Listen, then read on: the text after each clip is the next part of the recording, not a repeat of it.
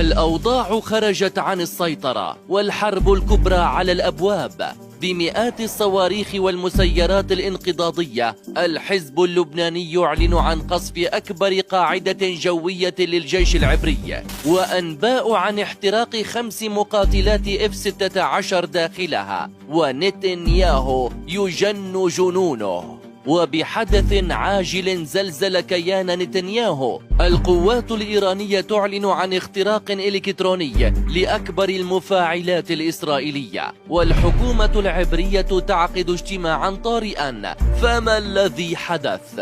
وباعتراف إسرائيلي، الحكومة العبرية تقر بفشل قواتها على جبهات لبنان، وقوات الحزب اللبناني تعلن عن استراتيجية المثلث الأسود في القتال، والقطاعات العسكرية الإسرائيلية تحت مرمى القصف اللبناني.